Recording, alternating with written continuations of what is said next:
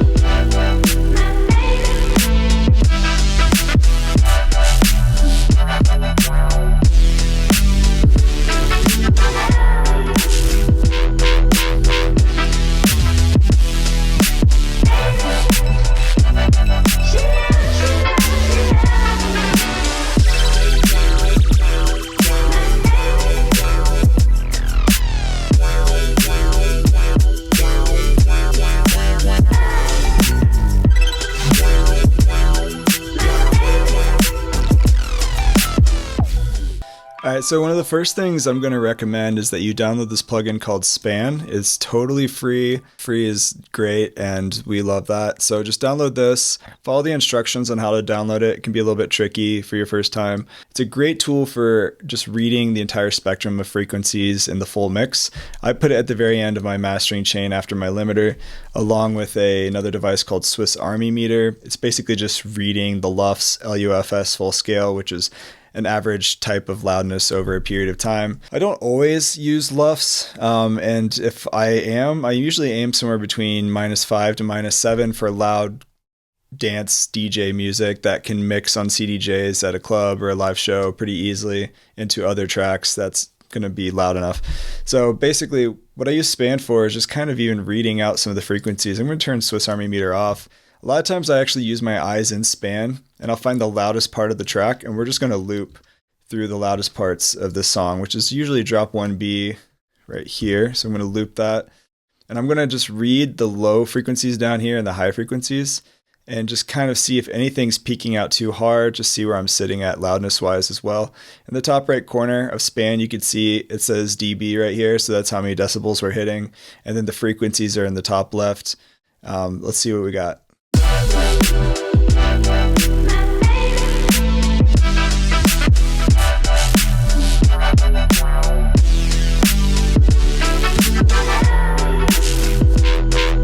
Alright, cool. So a lot of times I want to see my sub hitting about close to the same level as my brightness up here. So we got between 3K to 8K around here. If I can see that this range is floating similar to where my sub is hitting at the loudest part of the track, I feel pretty good about myself, and it makes me happy. So, but if you see it dip a little bit here and go back up, that's kind of a natural progression of what our ears like to hear as humans. So it's a good way just to read if maybe you're listening to the mix and you're it feels a little muddy or whatever. Sometimes maybe it's your low mid-range between 120 hertz to 300 hertz. Sometimes that can be where the mix gets a little muddy, and you can tighten it up a little bit there with some EQ on your master, or go into the individual tracks and go into the groups and find, okay, where is that maybe in my lead sounds or my basses. They can use an EQ and tighten that up somewhere in here. So this is an example of that with a dynamic EQ on my sub dirty bass synth. Cool. So let's go back to the main track. Let's start from the beginning. But what I like to do with Span is I'll go into my key mapping, and as a quick workflow, I will just MIDI map this to something on my keyboard, and then I can just quickly access that later, and I'll just tap on my computer keyboard and pop that up. And I'm constantly doing this as I'm mixing and mastering because it just gives you a good readout. And you can even just use your eyes, but I would always trust your ears before your eyes. I think that's important. I'm going to literally turn off all these devices. Let's just start from the ground up. So the first thing I usually do on my master is I'll glue compress, and I'll put it on the threshold till I get around -2 to -3 dB. And that's just kind of squeezing and compressing everything together in the whole mix.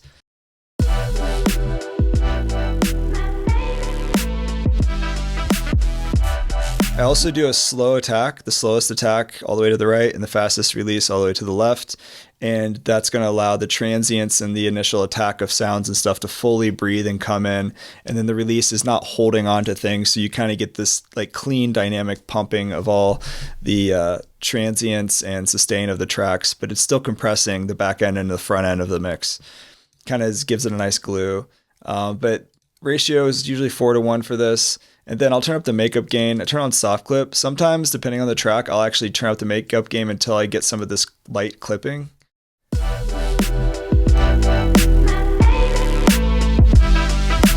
And that can be nice because usually I'm clipping on the master anyway, and it's usually not like crazy clipping because then you just distort and make the track sound like garbage, but just a little bit of makeup gain to bring back what we lost with some of that compression. So I think I did something like 420. Very nice. I'm going to turn off these multi-band dynamics. This is a rack that I saved that I usually put on a master. And then I just adjust as needed. But you can actually download this rack. It's called Big Pro Master, and it's just an EQ and then some compression and saturation together. So you can download that in this video. But basically, I just did a little bit of a band. I did a little bit of a duck with a low shelf, like -0.3. Some of the sub was just a little tiny bit loud. A lot of stuff I'm doing on my master is not extreme. It's usually just like subtle moves that build up to be something great over several devices. The next thing I did was some multi-band compression, and I turned up the amount to about 36. But you'll notice that I dropped the ratio for the above bands down, so it's doing very minimal compression actually. I'm really just creating a wall, a ceiling, like we are with limiters, but like a little more subtle, that's split band. So this is basically what you get is like multi-band limiting or multi-band compression. So I'm basically turning off these bands all the way down. So I turn these bands all the way down, set it to a ratio of 1:1, so it's not even on. And then if something's too bright or I need it to be brighter, I could pull these bands back, and I turn up the amount to around 36% here.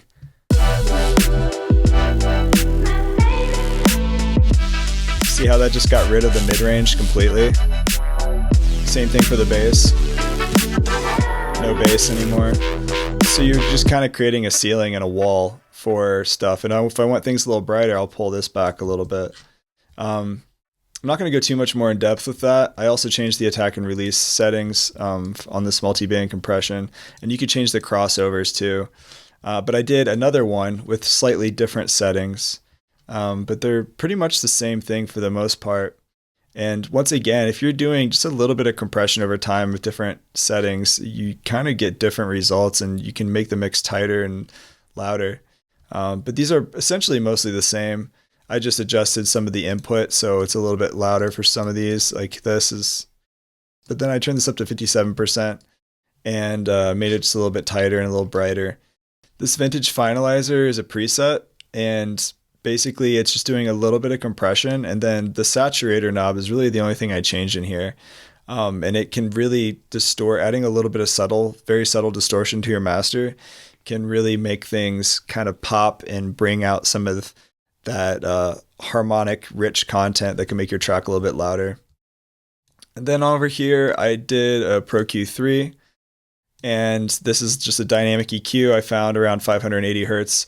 I did a dynamic cut, so it's not cutting the whole time, but just dynamically reducing as needed. I did a cut around 18 Hertz. Really, speakers aren't going to be playing anything below 20 Hertz, especially big sound systems and any speaker really. So you don't really need to have some of that extra sub down there sometimes. Then I also did a cut around 18,000, 19,000 Hertz. I kind of wanted to create like this warm tape machine effect. Tape machines usually roll off like that super brightness. And then I found that the track was a little warm, too warm, and around 3800 hertz, I just made it a little bit brighter. I also did a mid-side treatment, so you'll notice that if you can also do this on Ableton's EQ, which is nothing wrong with that. I just think Pro Q3 sounds a little bit better for mastering. But something that's really helpful is a lot of times I'll do mid-side EQ, especially on my master, where I'll go to mid-side mode and then switch this to side. I'll turn off all the bands I'm not using, and then I'll just turn on a low cut or high pass filter, and I'll cut somewhere between like 90 hertz to say 120-ish. You'll hear what that sounds like if I carve everything off, and I'll just turn this off.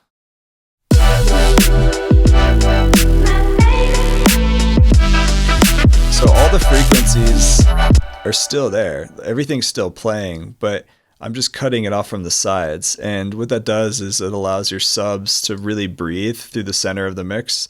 And then I'm just rolling off some of the super low subs off the sides of the speakers to make them a little more efficient. And you'll get more of a more powerful low sub kind of lower frequencies in your mix this way. Sometimes, people will boost the sides as well, something like this. But it really just depends, because if I have a lot of bright stuff with hi-hats or whatever, sometimes that can actually just make the mix a little harsh. So use your ears, and even using mid-side on individual tracks or groups can be useful too. So that's typically something I do on the master. And then let's turn this back on. I'll turn this off. One tool I really love is the Ozone Imager. There's multiple ways to spread stereo width. I think this is a really great tool. There's also a free version called Imager 2 by Ozone. That's a really good stripped down version of this. That's free, and we love that. But this thing's great. All I have to do is hit play, and I hit this learn button, and it'll automatically split the low, mids, and high bands for me based off of the crossover points of what's going on in the mix. And if I want to make it a little bit wider, then I usually do that from there. So I'll just hit the learn button.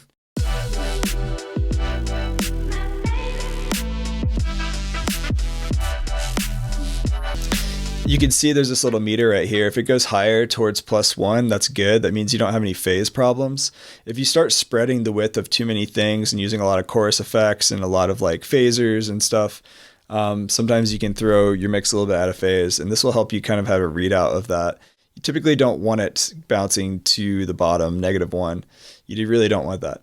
But if I go here, I can start turning up these bands. Now I've got these crossover points it's set for me up here. Oops. Let me turn this mid band up right here. So this is our low band, this is our mid band, this is our high bands.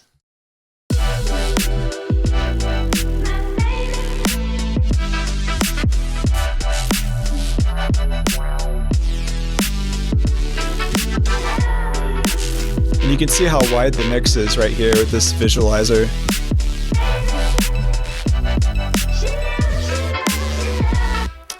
This is where I usually lean into my reference track, which we'll talk about in the next video more so. I'm careful with sometimes how far I spread things, but you do typically want your mix just to sound nice and wide and fat.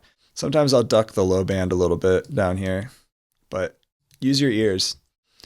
The next tool I really love that you don't need, but this is just a nice bonus if you do have Ozone.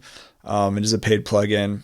This basically preserves the low frequency. It has like a really intelligent kind of machine learning algorithm that basically ducks the bass below this band. So I'll set the band usually like 230 and then set it to smooth or punchy. A lot of times I gravitate towards punchy, and I'll just turn this up like 10 to 20, just as a little bit to tighten up some of that low frequencies in the mix, and add a little bit of kick to your kick drum sometimes. The next thing is I've got this Pro de-ess. A de-esser is basically a compressor, but only within a certain band or a certain range. And this is really popular for like vocals if you have like S's or like harsh sibilants in your mix. So for example, the snare drum was hitting pretty hard and it was a little bit harsh up in this frequency range between 4.9 kilohertz to around 8 kilohertz. And you can audition it and listen. So that's the range that it's actually like reducing for us. And you can see how much gain reduction we're having here. If you do it too much, though, you actually destroy that frequency range and it smashes it too much and it just doesn't sound good.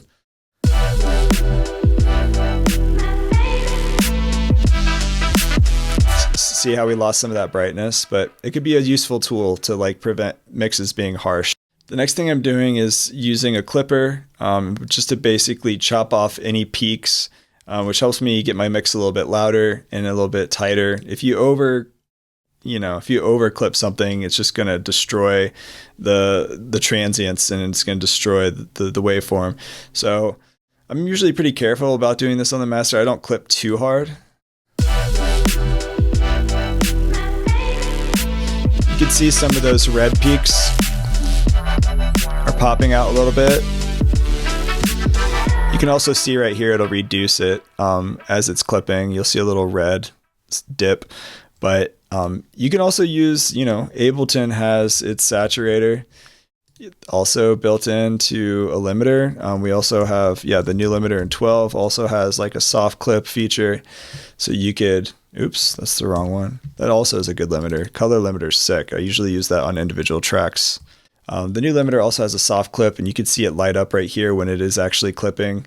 And then, you can kind of drive the input gain into that clipper.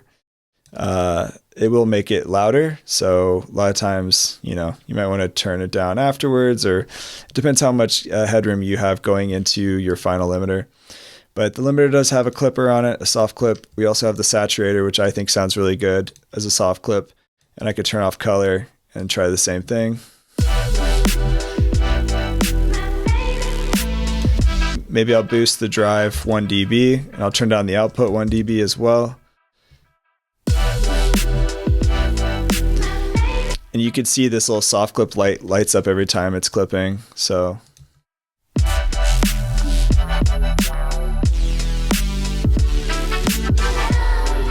yep, so that is a way to clip as well. Then last but not least, we have our limiter. And I typically use this on even when I'm producing. I usually work with a limiter. If you're brand new to producing and mixing, I would say don't even worry about that at all. Just focus on songwriting, because sometimes you don't really know how to build up the dynamics. But anybody who's been mixing and producing for a while, I definitely recommend even producing with a limiter, because by the end, if you already have your mix pretty loud to start with, by the end, it's going to save you a lot of time from mixing if everything's already brought up to a certain type of dynamic. So then it's a lot easier to mix and finish off if you kind of mix as you go. Usually I'm mixing, not really mastering till the very end, but I kind of have like a mastering chain or at least a limiter on the master that I'm pushing stuff into as I'm finishing off a track producing. All that being said, let's just boost this gain. I'm using Pro L2. We could obviously use Ableton's limiter. I do like the oversampling option on Pro L2. Usually I go up to 16 times if your computer can handle it. Also, true peak limiting is on by default, which I also enjoy. Ableton has a true peak also now, which can be good for mastering. So that's an option, but typically I would just turn up the gain here and then adjust the attack and release time. If you want to use Ableton's limiter, let's just actually play with that for reference if you don't have Pro L2. And what I would do is I turn on maximize. So as we pull down the threshold, it's actually going to make everything louder at the same time that it's limiting, compressing. I'm going to turn on auto release, and then we can turn on true peak. And then I'm going to pull down this threshold until I kind of get it to the loudness that I want.